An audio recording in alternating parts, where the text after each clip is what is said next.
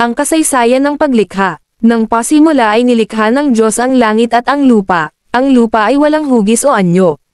Dilim ang bumabalot sa kalaliman at kumikilos ang espiritu ng Diyos sa ibabaw ng tubig. Sinabi ng Diyos, magkaroon ng liwanag. At nagkaroon nga, nasiyahan ang Diyos nang ito'y mamasdan. Pinagbukod niya ang liwanag at ang dilim. Ang liwanag ay tinawag niyang araw, at ang dilim naman ay tinawag na gabi. Lumipas ang gabi, at sumapit ang umaga, iyon ang unang araw. Sinabi ng Diyos, magkaroon ng kalawakang maghahati sa tubig upang ito'y magkahiwalay. At nangyari ito. Ginawa ng Diyos na pumagitan ang kalawakan sa tubig na nasa itaas at sa tubig na nasa ibaba. Langit ang itinawag niya sa kalawakan. Lumipas ang gabi, at sumapit ang umaga, iyon ang ikalawang araw. Sinabi ng Diyos, magsama-sama sa isang dako ang tubig sa silong ng langit upang lumitaw ang lupa. At nangyari nga ito. Tinawag niyang lupa ang tuyong bahagi at dagat naman ang nagsama-samang tubig. Nasiyahan siya nang ito'y mamasdan. Pagkatapos, sinabi ng Diyos, magkaroon sa lupa ng lahat ng uri ng tumutubong halamang nagkakabinhi at mga punong namumunga. At nangyari ito. Tumubo nga sa lupa ang gayong mga halaman. Nasiyahan siya nang ito'y mamasdan. Lumipas ang gabi, at sumapit ang umaga, iyon ang ikatlong araw. Sinabi ng Diyos, magkaroon ng mga tanglaw sa langit upang mabukod ang araw sa gabi.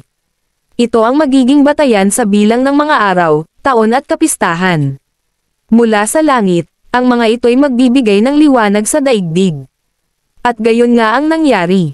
Nilikha ng Diyos ang dalawang malalaking tanglaw, ang araw, upang magbigay liwanag sa maghapon, at ang buwan, upang tumanglok ang gabi. Nilikha rin niya ang mga bituin. Inilagay niya sa langit ang mga tanglaw na ito upang magbigay ng liwanag sa daigdig, tumanglok ang araw at gabi, at magbukod sa liwanag at dilim. Nasiyahan ang Diyos nang ito'y kanyang mamasdan. Lumipas ang gabi, at sumapit ang umaga, iyon ang ikaapat na araw.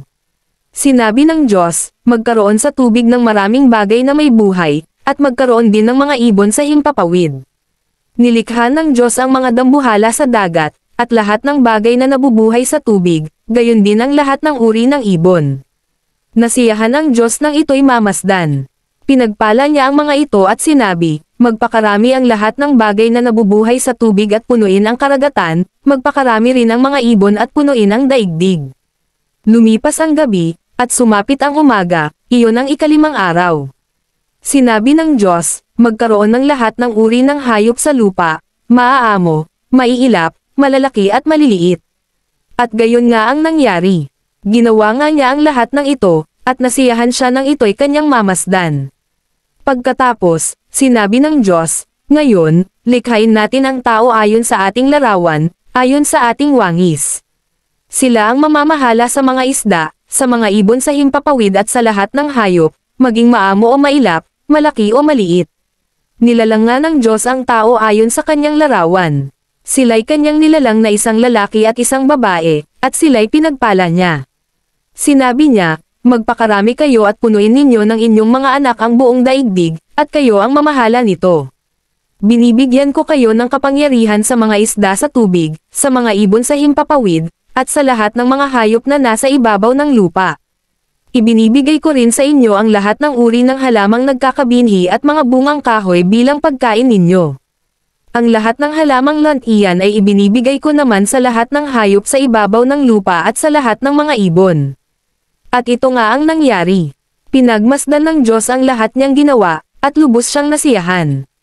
Lumipas ang gabi, at sumapit ang umaga, iyon ang ika-6 na araw. Nilikha nga ng Diyos ang langit at ang lupa at ang lahat ng bagay na naruroon. Tinapos niyang likhain ang lahat ng ito sa loob ng 6 na araw, at siya'y nagpahinga sa ika-7 araw. Pinagpala niya ang ika-7 araw at itinuring itong banal, sapagkat sa araw na ito siya nagpahinga matapos likhain ang lahat. Ganito ang pagkalikha sa langit at sa lupa.